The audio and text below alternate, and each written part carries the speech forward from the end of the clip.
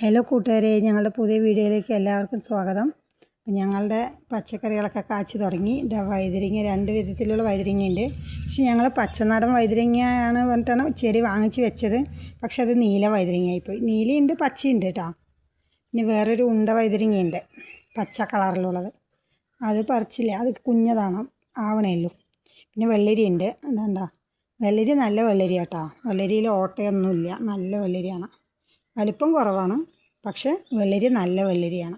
ഇതാണ്ടോ, നേരത്തെയൊക്കെ കഴിഞ്ഞ വർഷമൊക്കെ വെള്ളരി വെച്ചപ്പോൾ അതിലൊക്കെ ഇടയിലൊക്കെ ഓട്ടയുണ്ടായിരുന്നു.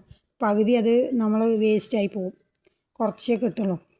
അപ്പോൾ ഇതിപ്പോൾ നല്ല വെള്ളരിയാണ്. വെള്ളരി നേരത്തെ കാച്ചി തുടങ്ങി, ഓണത്തിന് മുമ്പേ കാച്ചി തുടങ്ങി. അപ്പോൾ ഞാൻ തിരുവോണത്തിനൊക്കെ വെള്ളരി ഇട്ടിട്ടാണ് അവിയലൊക്കെ വെച്ചത്. പിന്നെ വഴുതനങ്ങ നല്ല വഴുതനങ്ങയാണ്. മൂക്കണതിന് മുമ്പേ പറിച്ചതാണ് കേട്ടോ. മൂത്ത് കഴിഞ്ഞാൽ കുരു ആവില്ലേ, അപ്പോൾ അത് വലിയ ടേസ്റ്റ് ഉണ്ടാവില്ല. കുരു ആവണതിന് മുമ്പേ പറിച്ചാൽ വറുക്കാനും ഉപ്പേരി വയ്ക്കാനൊക്കെ നല്ല ടേസ്റ്റ് ആയിരിക്കും.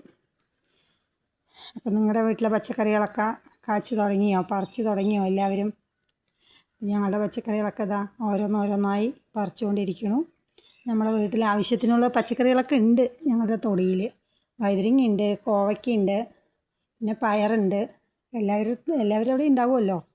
ഈ കർക്കിടക മാസമായി എല്ലാവരും വിത്തിട്ടിട്ട് മുളപ്പിക്കും, ചെടി വാങ്ങി വയ്ക്കും. ചെയ്യാറുണ്ടല്ലോ അല്ലേ? അപ്പോൾ നിങ്ങളുടെ ചെടികളൊക്കെ കാച്ചി തുടങ്ങിയോ? എല്ലാവരും കമൻറ്റ് ചെയ്യുക. അപ്പോൾ ഞങ്ങളുടെ വീഡിയോ ഇഷ്ടമായാൽ സബ്സ്ക്രൈബ് ചെയ്യുക, ലൈക്ക് ചെയ്യുക, ഷെയർ ചെയ്യുക. Okay, by.